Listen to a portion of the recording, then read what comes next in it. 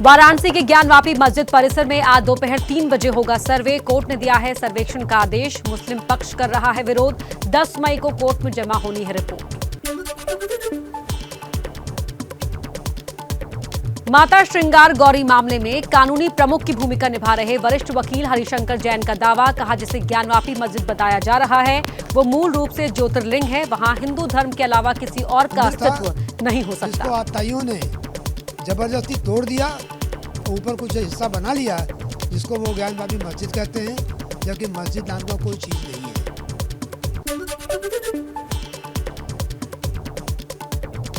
ज्ञानवापी मामले में मुस्लिम पक्ष की धमकी। कहा किसी भी सूरत में कोर्ट की ओर से नियुक्त कमिश्नर को घुसने नहीं देंगे। अगर घुसते हैं तो कोर्ट का दरवाजा खटखटाएंगे। वाराणसी के ज्ञानवापी स्थित श्रृंगार गौरी मामले को दायर करने वाली 5 महिलाएं अपनी सुरक्षा को लेकर चिंतित। घर में तो रहेंगे नहीं, बाहर तो निकलना ही पड़ रहा है। बच्चे हैं, कचहरी जाते हैं, सब जगह हम लोग जाते हैं, थोड़ा सुरक्षा की चिंता तो है ही है।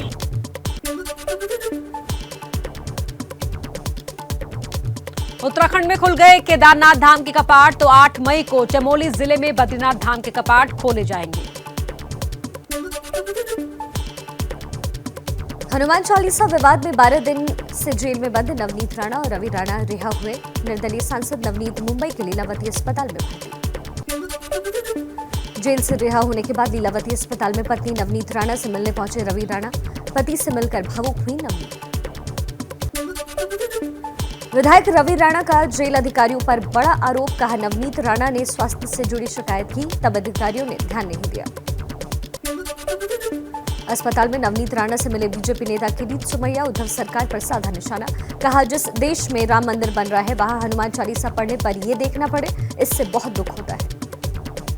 भव्य राम मंदिर का निर्माण कर रही है, उसी देश में हनुमान चालीसा पढ़ने के लिए इस प्रकार के अत्याचार, बहुत दुख हो रहा है।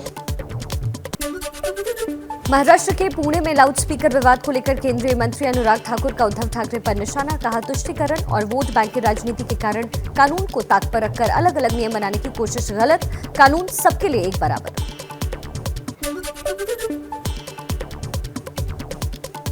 राज ठाकरे को शिवसेना सांसद प्रियंका चतुर्वेदी की चुनौती। कहा राज ठाकरे गुजरात, मध्य प्रदेश जैसे बाकी राज्यों में जाएं, वहां भी तो लाउडस्पीकर हैं। महाराष्ट्र में लाउडस्पीकर को लेकर सियासत तेज। लाउडस्पीकर हटाने को लेकर एनसीपी का राज ठाकरे पर निशाना। डिप्टी सीएम अजित पवार बोले कोई उग्र आंदोलन चालू रहेगा तो कार्रवाई होगी। धार्मिक स्थलों से लाउडस्पीकर हटाने पर महाराष्ट्र के मंत्री जितेंद्र आव्हाड ने ट्वीट के जरिए राज ठाकरे पर निशाना साधा। लिखा दुश्मन न करे दोस्त ने वो काम किया है। एमएनएस के फरार प्रवक्ता संदीप देशपांडे की तलाश में जुटी पुलिस। संदीप पर गिरफ्तारी से बचने के लिए महिला पुलिसकर्मी पर हमला करके भागने का आरोप। यूपी के बीजेपी के सांसद ब्रजभूषण शरण सिंह का राज ठाकरे पर बड़ा बयान। ब्रजभूषण शरण सिंह ने कहा जब तक राज ठाकरे उत्तर भारतीयों से सार्वजनिक तौर पर माफी नहीं मांग लेते तब तक उन्हें मैं अयोध्या में घुसने नहीं दूंगा। घुसने नहीं देना चाहिए। तो ये काम तो कोई सरकार करेगी नहीं और कोई वैसा करेगा नहीं, क्योंकि लोगों की भूलने की आदत है। लेकिन मैं नहीं भूला हूं।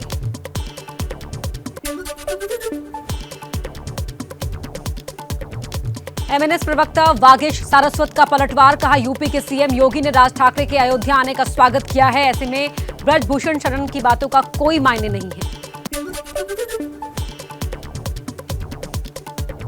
मध्य प्रदेश के खरगोन में कांग्रेस डेलीगेशन पर उखड़ी महिलाएं। दंगा प्रभावित इलाके में पहुंचे कांग्रेस नेताओं पर जताया रोष। प्रतिनिधिमंडल वापस लौटा।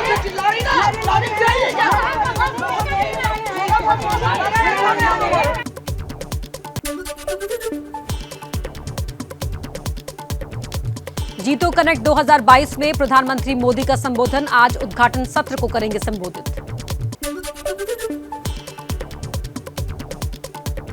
गृह मंत्री अमित शाह के बंगाल दौरे का आज दूसरा दिन। कूच बिहार में बीएसएफ जवानों से मिलेंगे। कोलकाता में सांसदों, विधायकों और पार्टी पदाधिकारियों से मुलाकात का कार्यक्रम। सिलीगुड़ी में गृह मंत्री अमित शाह का ममता बनर्जी पर हमला, कहा कोरोना खत्म होते ही सीएए को लागू किया जाएगा। सीएए वास्तविकता है, था और नहीं। कोरोना की लहर समाप्त होते ही सीएए को हम जमीन पर उतारेंगे और हमारे भाइयों को नागरिकता देंगे।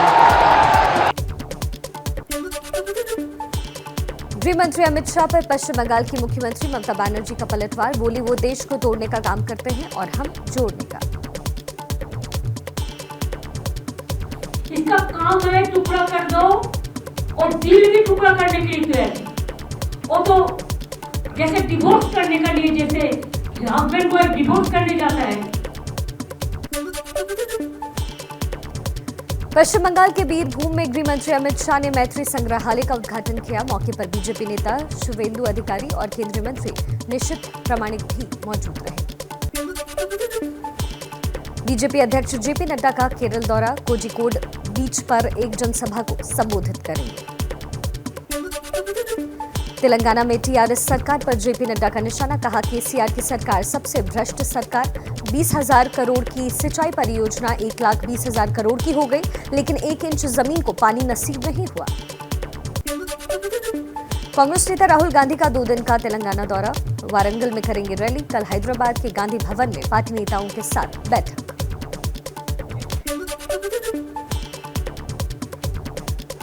जम्मू कश्मीर में परिसीमन का काम पूरा, अधिसूचना हुई जारी। 90 सीटों में जम्मू की कुल 43 और कश्मीर की 47 सीटों के लिए हुआ परिसीमन। जल्द होंगे चुनाव।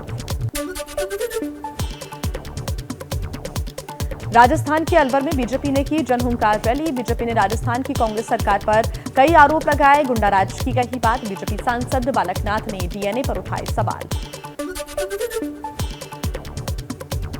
कांग्रेस अनुशासन समिति की बैठक आज। पंजाब कांग्रेस के पूर्व अध्यक्ष नवजोत सिंह सिद्धू पर कार्रवाई तय। सिद्धू पर पार्टी विरोधी गतिविधियों का आरोप। राजनीतिक रणनीतिकार प्रशांत किशोर अभी नहीं बनाएंगे कोई पार्टी, लोगों से मिलने के लिए करेंगे 3000 किलोमीटर की पदयात्रा। 3 महीने बाद राजनीतिक पार्टी बनाने पर होगा फैसला।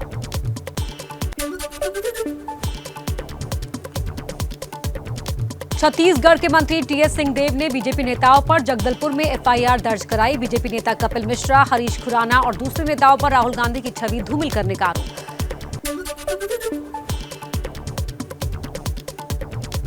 यूपी के सीएम योगी आदित्यनाथ का आज अयोध्या का दौरा, रामलला और हनुमानगढ़ी के करेंगे दर्शन।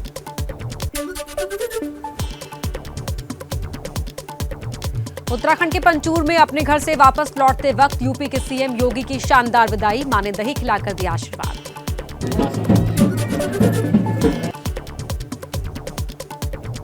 हरिद्वार में योगी आदित्यनाथ ने भगीरथी गेस्ट हाउस का किया लोकार्पण। उत्तराखंड के सीएम भी मौजूद थे। योगी बोले देवभूमि सभी को आकर्षित करती है, 4 धामों की यात्रा के लिए सभी रहते हैं लालायित।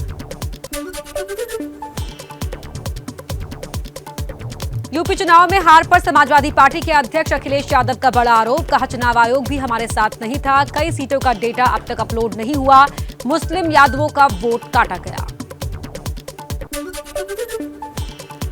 समाजवादी पार्टी के सांसद आजम खान की जमानत अर्जी पर हाईकोर्ट ने फैसला सुरक्षित रखा। 10 दिन में फैसला आ सकता है। जमानत मिली तो जेल से रिहा हो जाएंगे आजम खान।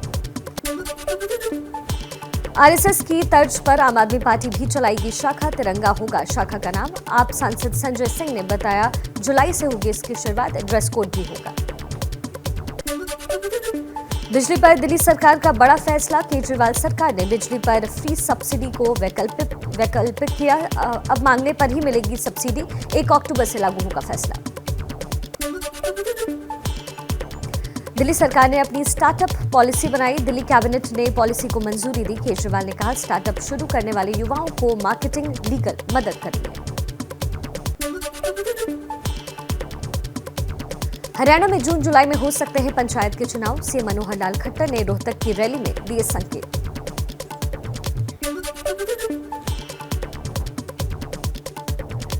हरियाणा के करनाल से गिरफ्तार सभी 4 संदिग्ध आतंकियों को 10 दिन की पुलिस रिमांड। आतंकियों से भारी मात्रा में हथियार, विस्फोटक और कैश बरामद।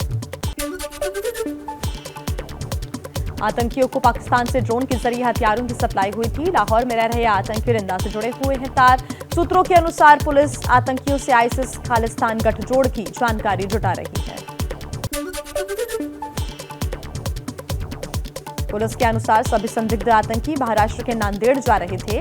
बड़ी वारदात को अंजाम देने की फिराक में थे। 3 संदिग्ध पंजाब के फिरोजपुर और 1 लुधियाना का रहने वाला है। हरियाणा के मुख्यमंत्री मनोहर लाल खट्टर ने कहा, शुरुआती जांच में आतंकी गतिविधि की जानकारी मिली है। गहनता से जांच चल रही है, सभी जानकारी साझा करेंगे। करनाल में गिरफ्तार संदिग्ध आतंकी अमनदीप के परिवार का बोलने से इनकार। गुरप्रीत अमनदीप दोनों भाई हैं। अमनदीप टैक्सी ड्राइवर था तो वहीं गुरप्रीत को परिवार ने बेदखल कर दिया था।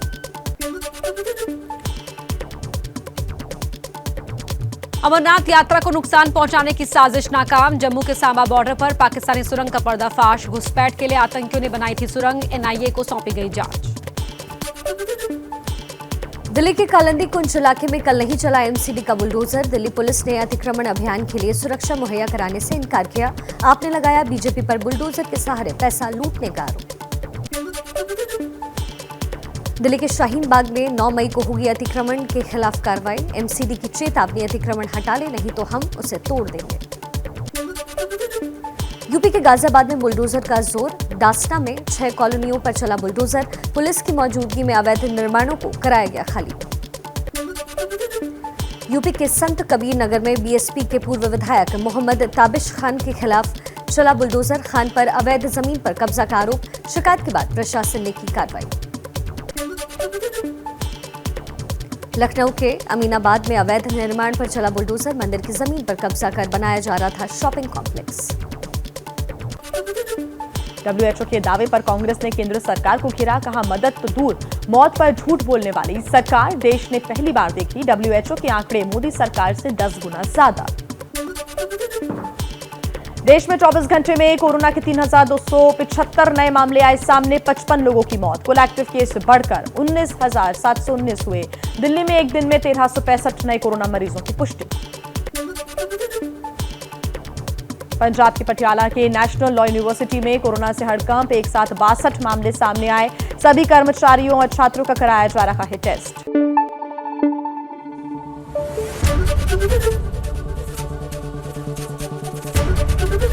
एबीपी न्यूज आपको रखे आगे।